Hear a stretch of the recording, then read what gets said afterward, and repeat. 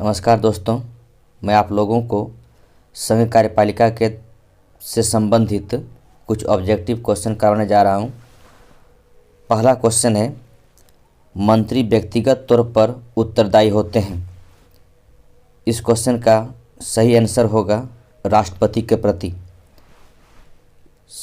Second question है, राष्ट्रपति प्रधानमंत्री चुनता है।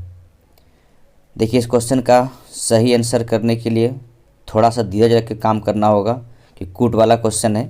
तो देखिए, प्रधानमंत्री चुनता है तो पहला 1 नंबर दे रखा हुआ है, लोकसभा में बहुमत प्राप्त दल के नेता को। 2 नंबर में जिसे वह चाहे, ये तो खैर सही नहीं हो सकता है। तीसरा नंबर है, उस व्यक्ति को जो लोकसभा में बहुमत का समर्थन हासिल कर सके। ठीक है। और चौथा कह रहा है, उस पार्टी के नेता को जिसका संसद में दोनों सदनों में बहुमत हो।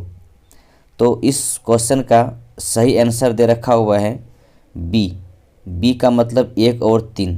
तो 1 और 3 में क्या है, इसको देखिए।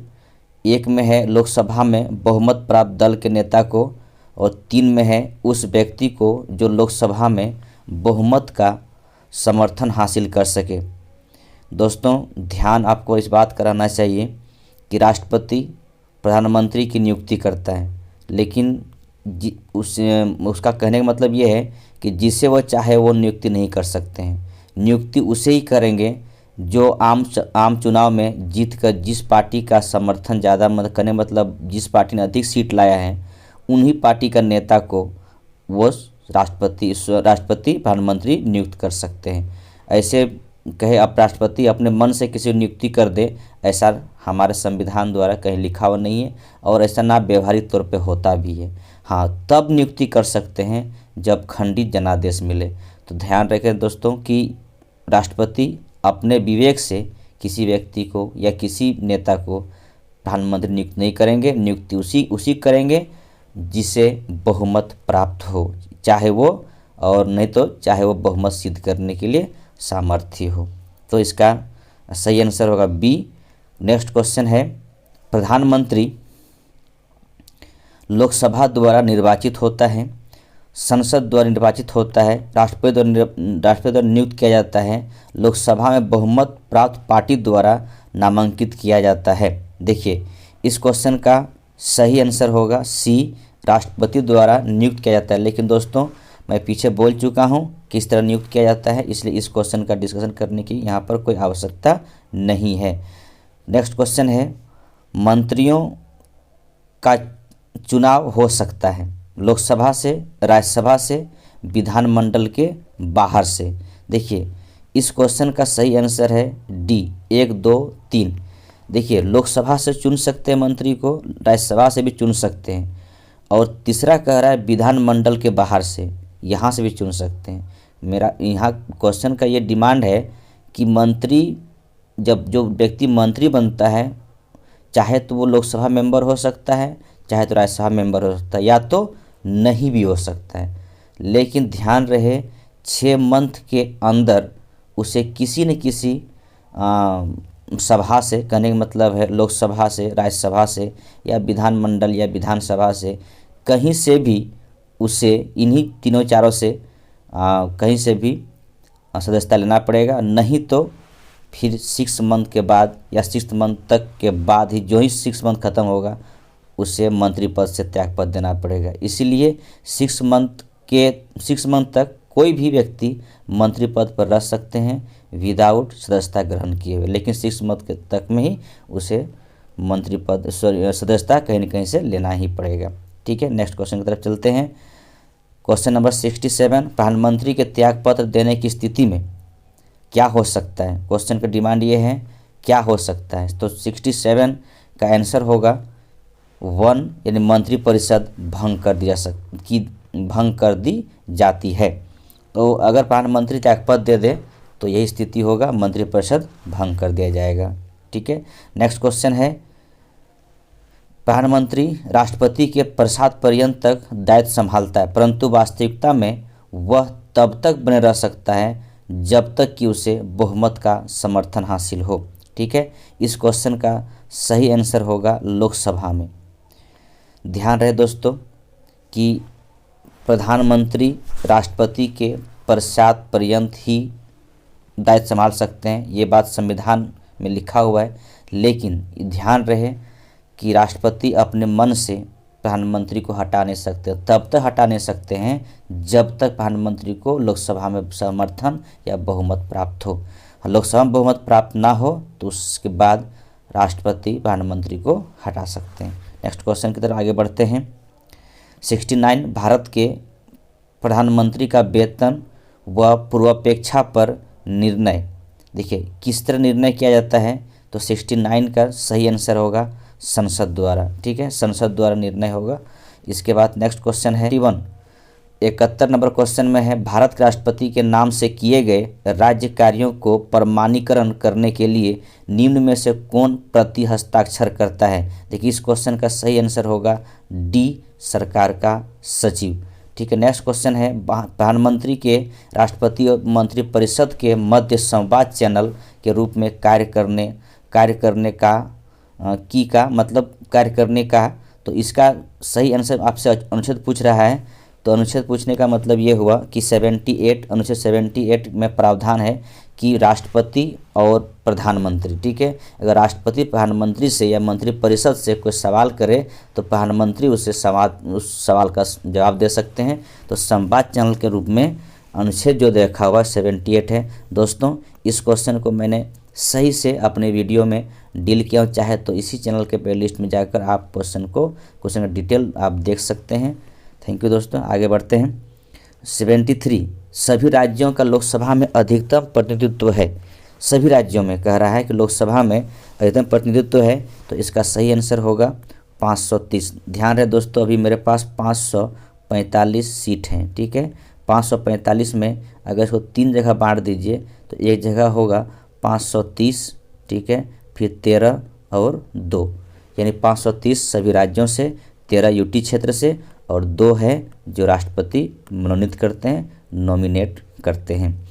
नेक्स्ट क्वेश्चन है, राष्ट्रपति पर किस आधार पर महाभियोग प्रक्रिया चलाई जा सकती है।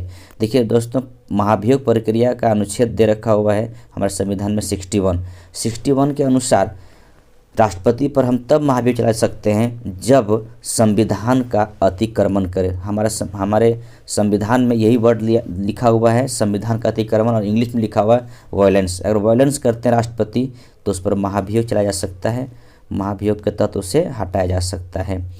नेक्स्ट क्वेश्चन है, निम्नलिखित में से किस ने कार्यवाहक राष्ट्रपति के रूप में कार्य किया है। इस क्वेश्चन का आपको सही आंसर जानने के लिए आपको पूरा राष्ट्रपति का, जितने राष्ट्रपति हमारे देश में बने हैं अभी तक, उन सारे का नाम देखना पड़ेगा और तब इस क्वेश्चन का सही आंसर हो सकता है। तो 75 नंबर का क्वेश्चन का सही आंसर होगा बी, यानी 1, 2, 4। ध्यान रहे 3 जो है फखरुद्दीन अली अहमद ये कार्यवाहक राष्ट्रपति के तौर पर नहीं थे, बाकी वरा वेंकट गिरी यानी वीवी गिरी, एम हिदायतुल्लाह और बीडी जत्ती तीनों कार्यवाहक राष्ट्रपति के तौर पर थे। और आपको पता होगा एम हिदायतुल्लाह ये हमारे CJI थे जो कुछ दिन के लिए राष्ट्रपति बने थे। ठीक है, नेक्स्ट क्वेश्चन की तरफ चलते हैं। निम्नलिखित में से कौन राष्ट्रपति का चुनाव लड़ सकता है, कौन लड़ सकता है। इस क्वेश्चन को भी थोड़ा सा ध्यान देंगे। देखिए, राष्ट्रपति चुनाव पर लड़ने के लिए क्या क्या होना चाहिए। कोई भी जो लोकसभा चुनाव लड़ने की आयु प्राप्त कर चुका, ये क्वेश्चन सरासर गलत है। राष्ट्रपति चुनाव लड़ने के लिए कम से कम एज 35 साल होना चाहिए और लोकसभा चुनाव लड़ने के लिए कम से कम एज 25 साल होना चाहिए। तो एज का डिफरेंस है यहाँ पर, तो ये क्वेश्चन है इस ऑप्शन, ये तो एक तो होगा नहीं श्योर। दूसरा कह रहा है राज्य विधानमंडल सदस्य हो, हाँ ये हो सकता है, जरूरी है, कोई जरूरी नहीं कि सदस्य नहीं लड़ सकता है, सदस्य रहने से भी लड़ सकता है, नहीं रहने फिर लड़ सकता है। तीसरा कह रहा है भारतीय नागरिक, ये तो जरूरी है, भारतीय नागरिक होना चाहिए। भारत का उपराष्ट्रपति, हाँ उपराष्ट्रपति फिर भी वो राष्ट्रपति चुनाव लड़ सकता है। यानी 2, 3 और 4 जो ऑप्शन में आपको मिल जाता है वही आपका सही होगा। 2, 3 और 4 आपके यहाँ पर सी में दे रखा हुआ 2, 3 और 4, तो यही इसका सही आंसर होगा। नेक्स्ट क्वेश्चन, राष्ट्रपति के मृत्यु के बाद उपराष्ट्रपति राष्ट्रपति का पद कब तक संभाल सकता है। तो आपका सही आंसर होगा अधिकतम 6 माह तक, अधिकतम 6 माह तक, यानी 6 माह के अंदर राष्ट्रपति का चुनाव करवा लेना होगा। चाहे वही उपराष्ट्रपति राष्ट्रपति बन जाए, लेकिन 6 माह में चुनाव करवाना जरूरी है। राष्ट्रपति के विरुद्ध महाभियोग की कार्रवाई निम्नलिखित में से कहाँ प्रारंभ की जा सकती है। देखिए अभी अभी मैंने बताया कि महाभियोग प्रोसेस 61 के तहत में, और ध्यान रहे ये जो कार्रवाई है संसद के किसी सदन में शुरू कर सकते हैं, इसलिए सी आंसर होगा, संसद के किसी सदन में शुरू कर सकते हैं। नेक्स्ट क्वेश्चन है, निम्नलिखित में से किसने राष्ट्रपति पद का चुनाव लड़ने के लिए उपराष्ट्रपति पद से इस्तीफा दिया था। देखिए 79 को नंबर क्वेश्चन का सही आंसर होगा बी, यानी बीबी गिरी। ध्यान रहे जाकिर हुसैन की मृत्यु के बाद बीबी गिरी राष्ट्रपति बने थे, और इसी वजह से क्या हुआ था कि बीबी गिरी त्यागपत्र दिए, और वहीं पर इनायतुल्लाह ने राष्ट्रपति कार्यभार राष्ट्रपति के तौर पर शपथ ग्रहण लिए थे, तो बीबी गिरी इसका सही आंसर होगा। नेक्स्ट क्वेश्चन है 80 नंबर, निम्नलिखित कथनों में से राष्ट्रपति की क्षमादान शक्तियों के संदर्भ में कौन सा सही नहीं है। ठीक है, सही नहीं है, इस पर कह रहा है सही नहीं है, तो आप ध्यान देंगे 80 नंबर का जो ऑप्शन है, ये ऑप्शन पर जान लीजिए, ऑप्शन डी सही नहीं है, 2 और 4 सही नहीं है, तो 1 और 3 सही है।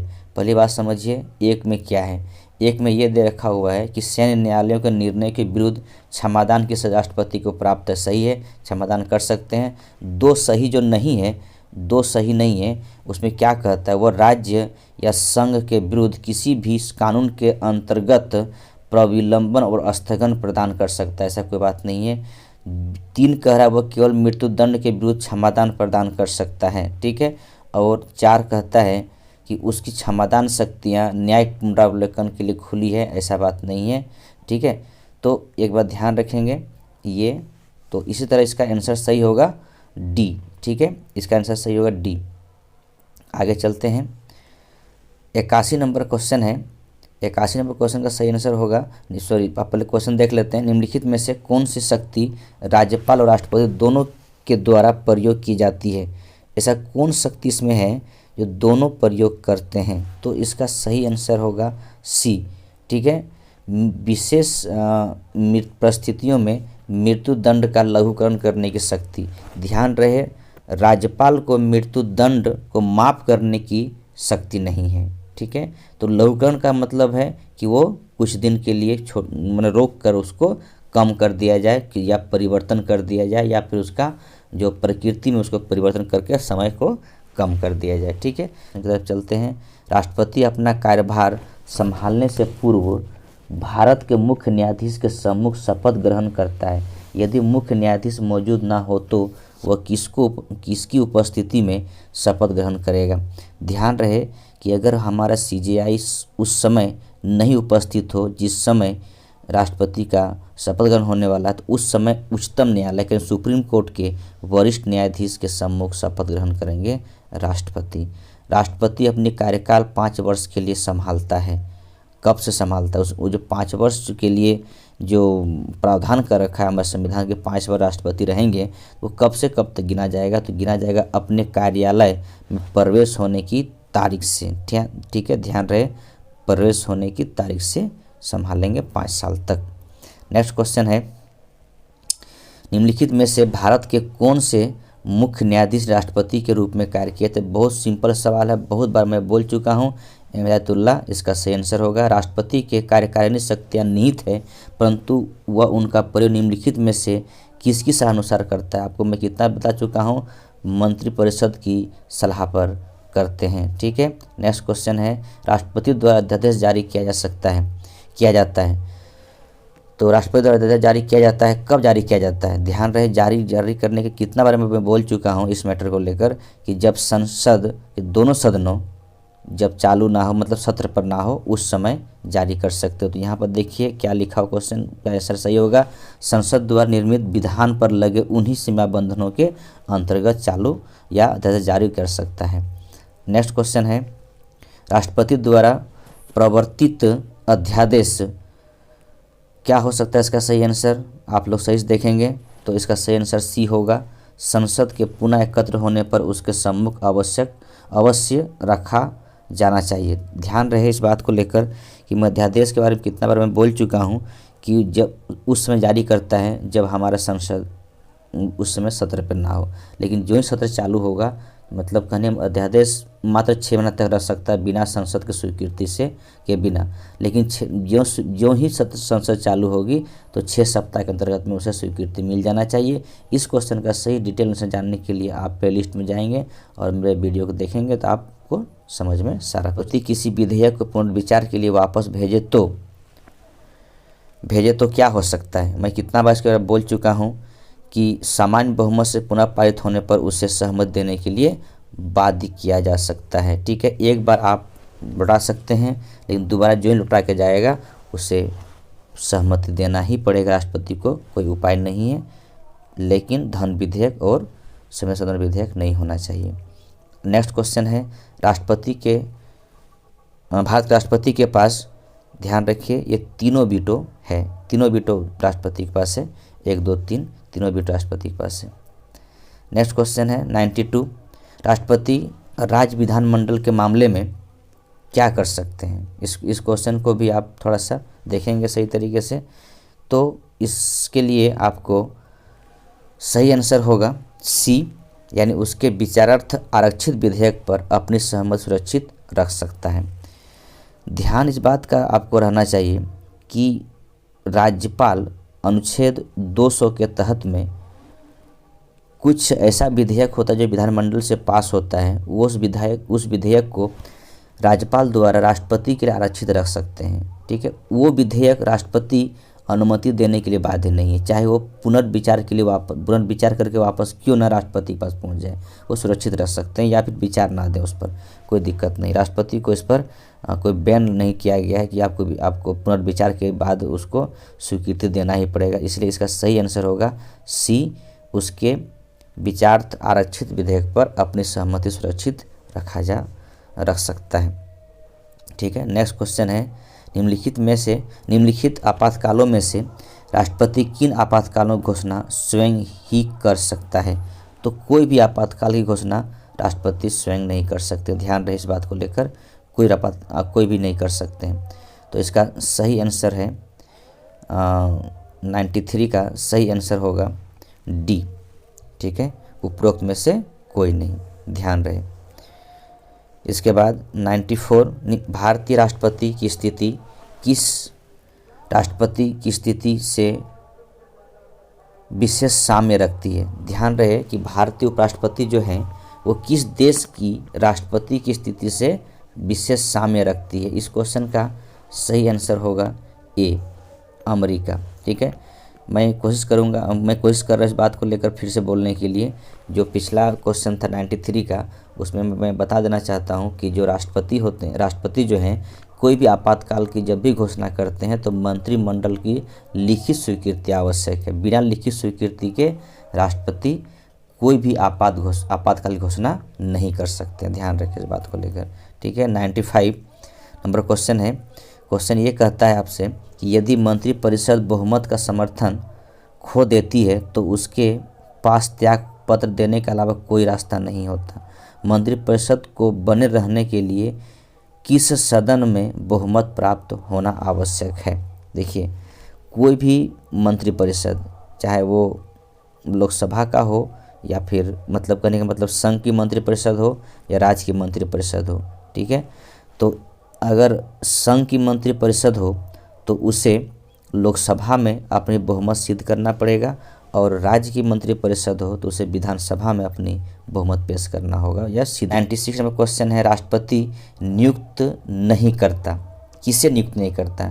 ध्यान रहे, महान्यायवादी। देखिए आर्टिकल इसका है 76, ठीक है, 76 आर्टिकल है।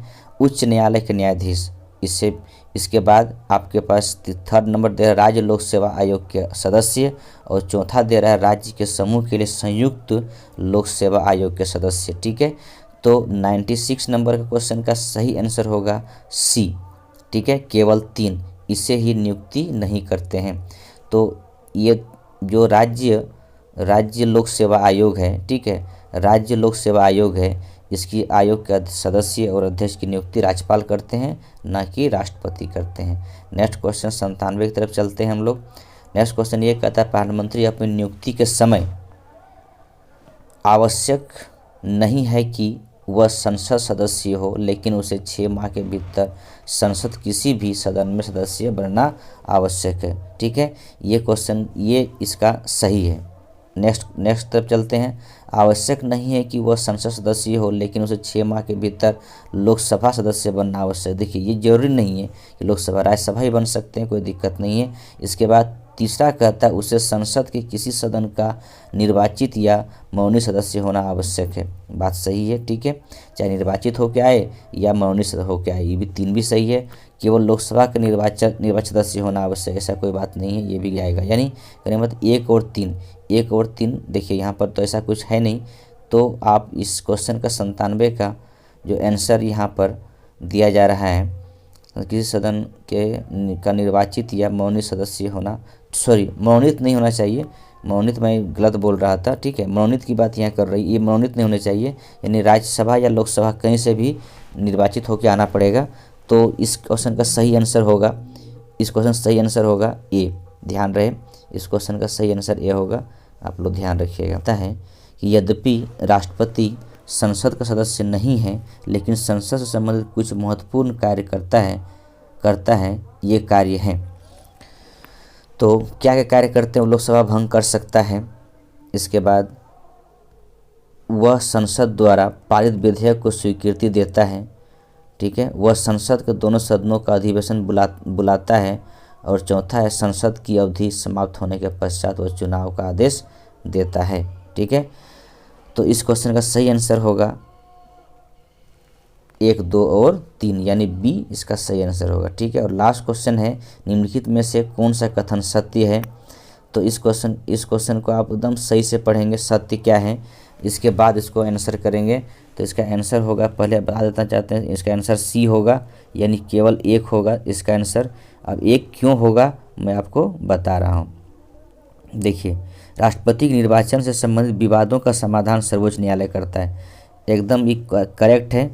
सर्वोच्च न्यायालय का ही निर्णय अंतिम होगा और किसी का निर्णय अंतिम नहीं होने वाला। चाहे तो आप इस मेरा वीडियो प्लेलिस्ट में जाकर देख सकते हैं, मैं डिटेल रूप में समझाने की कोशिश किया हूँ, तो आप चाहे तो वहाँ पर जाकर देख सकते हैं। ठीक है, और दूसरा कहता है कि निर्वाचन मंडल की रिक्ति से संबंधित विवादों का समाधान निर्वाचन आयोग करेगा, ऐसा कोई बात नहीं है। ठीक है, इसके बाद तीसरा कहता है सर्वोच्च न्यायालय द्वारा राष्ट्रपति के निर्वाचन का अवैध घोषित कर दिए जाने की स्थिति में राष्ट्रपति द्वारा इस निर्णय को तिथि से पहले किए गए सभी कार्य एवं निर्णय अवैध हो जाते हैं। ऐसा नहीं है, अवैध नहीं होते हैं, ध्यान रहे, क्योंकि कार्यपालिका सैद्धांतिक प्रमुख राष्ट्रपति है और वास्तविक प्रमुख प्रधानमंत्री है। तो कार्यपालिका जो प्रधान है राष्ट्रपति, वो अपने मन से कोई काम नहीं करते हैं। इसीलिए जो भी इस दौरान में अगर मान लिया जाए कि राष्ट्रपति को हटना पड़ जाए, जितना दिन तक अपने पद पर रहे, जो भी काम किए वो सारे का सारा अवैध होगा, कोई भी अवैध होगा। दोस्तों, अब वीडियो अच्छा लगे तो